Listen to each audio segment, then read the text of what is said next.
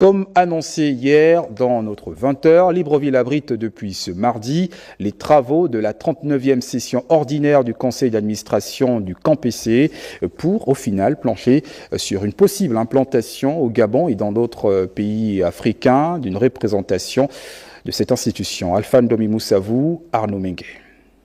Au centre des échanges de cette réunion statutaire des membres du CAMPC, la réflexion sur l'implantation de ce centre africain de management et de perfectionnement des cadres à Libreville, mais également son extension dans plusieurs autres pays africains. Cette réunion a pour objectif de fixer le nouveau cap, notamment l'ouverture de la représentation du CAMPC ici à Libreville, l'extension des infrastructures au niveau des sièges à Abidjan, et la construction de la représentation du CAMPC à Ouagadougou. Nous sommes convaincus qu'ici au Gabon, il y a la ressource humaine qualifiée pour soutenir le CAMPC dans ses projets de formation. Les responsables de ce centre de formation et le ministre de la fonction publique reviennent sur l'importance de cet établissement professionnel. Chargé de préparer en amont le travail du conseil d'administration, il n'est pas gênant de dire que vous êtes une boussole pour les administrateurs qui vont se pencher sur les préoccupations que vous aurez pris le soin de lister et présenter. Je souhaiterais donc attirer votre attention sur la nécessité de poser à nous,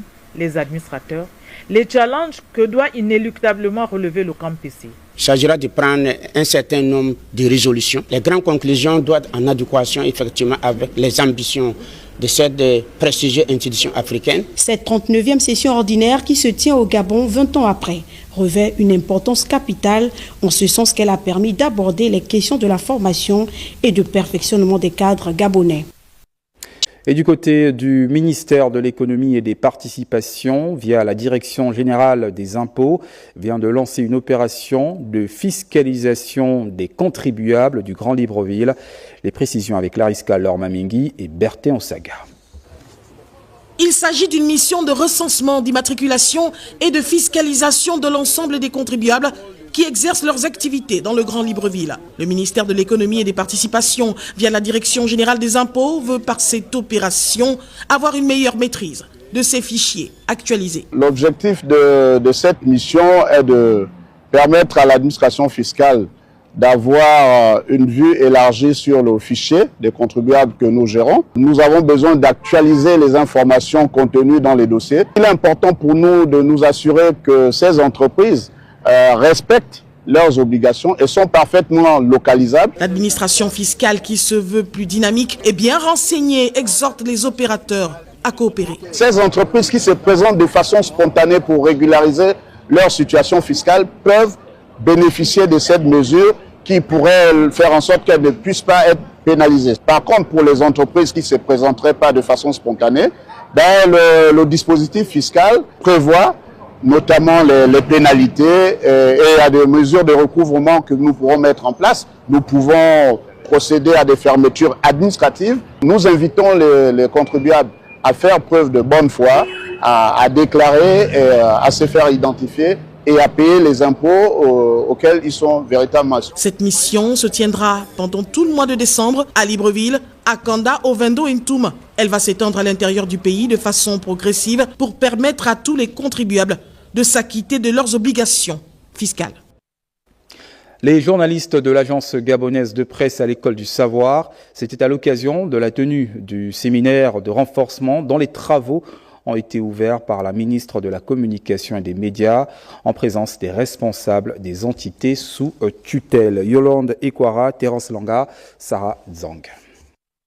Redynamiser l'agence gabonaise de presse en s'adaptant aux évolutions technologiques qui redéfinissent quotidiennement le mode de travail dans cette structure. C'est tout le sens donné à ce séminaire de renforcement de capacité à l'endroit de ces professionnels des médias qui a vu ces travaux ouverts par Laurence Ndong, ministre de la Communication et des Médias, en présence de plusieurs responsables d'entités sous tutelle. Une formation enrichissante pour ces apprenants. Il est indispensable pour les professionnels de la presse de maîtriser des compétences spécifiques.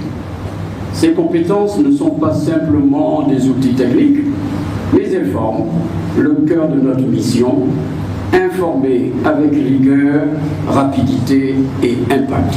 Les métiers du journalisme évoluent avec les évolutions de l'heure. Et pour rester compétitif, le développement de ce secteur est une priorité gouvernementale. Le gouvernement, sous la vision éclairée de son Excellence Brice Clotaire Oligui Nguema, président de la transition, président de la République, chef de l'État, accorde une importance capitale au rôle des médias dans le développement de notre pays. Conscient que des médias libres, responsables et performants sont le socle d'une bonne gouvernance, nous œuvrons donc à moderniser les infrastructures médiatiques, améliorer les conditions de travail et de formation des journalistes et de tous ceux impliqués dans les métiers de la communication et des médias. Rappelons que c'est le 4e séminaire de renforcement de capacité de l'année 2024 et pour cette formation, plusieurs thématiques ont été abordées au cours de ces ateliers, à savoir le journalisme contemporain, l'écriture agencière, le journalisme reporter d'images et la lutte contre la désinformation. Et nous allons revenir avec ces actualité très prochainement. En santé, pressé par la clôture du projet d'appui au secteur santé PASS 2, le ministre de tutelle est allé évaluer les travaux de réhabilitation, d'extension et d'équipement du centre hospitalier régional de Makoko. Envoyés spéciaux, Lardingue Bamba, chez les Manières.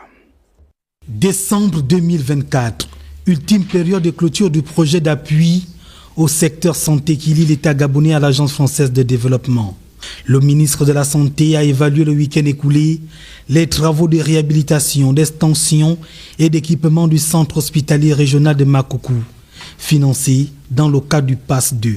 Alors que je m'attends à ce que maintenant, là, ça soit à 99, 100%, et qu'il y ait peut-être que des problèmes d'équipement. Je constate qu'il y a encore un retard ici. Et donc, je tiens à interpeller tous ceux qui sont sur ce projet, que ce soit le bureau de contrôle, l'entreprise qui est dans la construction et autres, il faut qu'ils augmentent la cadence parce que le projet, nous devons le boucler. Un retard lié à quelques dysfonctionnements entre les parties impliquées dans la facilitation des tâches. Il y a une première partie qui est terminée, mais la deuxième partie peine à terminer. Et donc, je suis venu les interpeller pour leur dire qu'il faut qu'ils augmentent la cadence et qu'on boucle avec ce projet. Le professeur a également interpellé les personnels de l'hôpital sur certains comportements et certaines pratiques, notamment des avortements illégaux. Il s'est aussi engagé à renforcer les effectifs de l'hôpital lors des prochains arrêtés d'affectation. À Libreville, les équipes du CNTS se sont rendues ce matin au bataillon du PK12 pour une opération de don de sang dans le cadre du partenariat ministère de la Santé, ministère de la Défense nationale. Là-bas, nombreux sont ces militaires qui n'ont pas hésité à faire don de leur sang. Bienvenue Nelkem, Hervé Nzigué, Aristide Imbomo. Ils sont près de 200 soldats du BRC à donner de leur sang ce jour. Nous sommes au bataillon du PK12 où le chef d'état-major de l'armée de terre, le général Sosten Gari, met à la disposition des Gabonais de manière itinérante des soldats dans le cadre de la vision Armée-Nation. Le sang, c'est un médicament. Et donc pour soulager les populations gabonaises qui sont aujourd'hui dans les hôpitaux, l'armée gabonaise, à travers ce don, veut nous montrer combien de fois cette armée était à la disposition du peuple gabonais. Dans sa campagne de promotion du don de sang, le Centre national de transfusion sanguine continue sa collecte aussi bien chez les civils que dans les casernes. Quand vous allez dans nos structures avec des enfants de repas, vous allez voir combien de fois les populations ont besoin de sang. Quand vous allez aujourd'hui au niveau du centre de dialyse, vous allez voir combien de populations ont besoin de sang. Et donc ce genre d'action, porté par l'armée, on ne peut que saluer. Le directeur général du CNTS a annoncé leur arrivée prochaine dans d'autres bataillons déjà ciblés par la hiérarchie qui les accueilleront dans le partenariat ministère de la Santé, ministère de la Défense nationale. Donner son sang, c'est sauver une vie. Un invité sur ce plateau, il s'agit du conseiller en communication du ministre de l'Agriculture, de l'Élevage et de la Pêche, M. Moussa Nzengui. Bonsoir. Bonsoir, M. Béni. Monsieur le conseiller, vous êtes sur le plateau pour un important communiqué en rapport justement avec l'affaire Faubert-Gabon. Nous vous écoutons. Effectivement, communiqué du ministère de l'Agriculture, de l'Élevage et de la Pêche. Le 3 décembre 2024, les équipes de l'Agence gabonaise de sécurité alimentaire à Gaza ont procédé à titre conservatoire à la fermeture provisoire de 2 unités de production et à la saisie de 1656 cartons de 20 kg de queue de bœuf correspondant à 33 120 kg appartenant au groupe Faubert Gabon. Cette décision fait suite aux différentes missions d'inspection effectuées successivement les 27 août et 31 octobre 2024. Le 31 octobre 2024, par suite d'un signalement d'une alerte anonyme d'un consommateur, une nouvelle mission a permis de découvrir l'entreposage en vue de la vente aux consommateurs de produits alimentaires aux dates limites de consommation dépassées et présentant des défauts de qualité notoires dissimulés dans un entrepôt sur le site d'Ovendo de ce même groupe Faubert Gabon. Dans l'immédiat, l'entrepôt incriminé a été scellé et une enquête préliminaire a été ouverte conformément à l'article 46 du Code de procédure pénale. Parallèlement, des signalements multiples faisant état de la vente de queue de bœuf au prix de 1000 francs CFA le kilogramme dans plusieurs carrefours du Grand Libreville ont conduit à nouveau vers le groupe Faubert Gabon. Les faits ainsi constatés ont justifié une autre mission des équipes de la Gaza au sein des établissements du dit groupe. Cette inspection a révélé, outre l'inobservation des mesures correctives contenues dans le plan d'action du 27 août 2024, des non-conformités constitutives d'infractions notoires. Au regard de ce qui précède, des mesures conservatoires ont été prises, ordonnant la fermeture des unités de production de Coca-Cola et de jus de fruits Fructas, ainsi que celle de l'entrepôt contenant les 33 tonnes de viande de bœuf. Le ministre de l'Agriculture, de l'Élevage et de la Pêche tient à rassurer l'ensemble des consommateurs que toutes les dispositions seront prises pour que les agissements néfastes du groupe Faubert Gabon à l'endroit des consommateurs gabonais ne se reproduisent plus. Fait à Libreville, le 10 décembre 2024, le ministre de l'Agriculture, de l'Élevage et de la Pêche, Jonathan Inyumba. Merci, monsieur le conseiller, pour ce communiqué. La suite du journal, le Centre international multisectoriel de formation et d'enseignement professionnel de Nkok a abrité un séminaire de renforcement de capacités organisé par l'Association pour le développement et la formation en Afrique centrale. Lorena Nzimekan, Pierre Claverilla. Ce séminaire vise à aider les enseignants à concevoir et structurer des modules de formation spécialisés dans la maintenance des équipements utilisés dans le secteur forêt-bois. Le Gabon a une grande filière forêt-bois et notre projet se focalise sur la filière forêt-bois pour aider cette filière à se développer et être très performante mondialement. J'encourage le gouvernement qui a mis en place des centres de formation professionnelle à continuer ce processus et à encourager ces centres à se développer.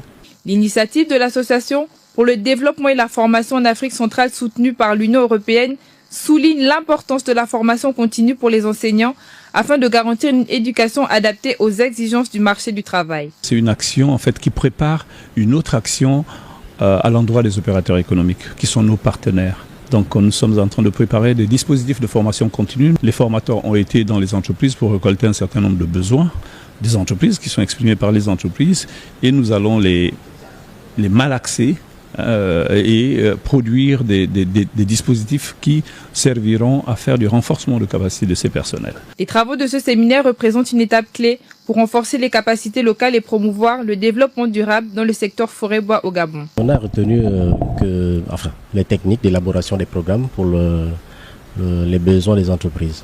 Au terme de plusieurs jours de travaux, le secteur forêt-bois devrait connaître une innovation en attendant la mise en œuvre des recommandations issues de ces assises.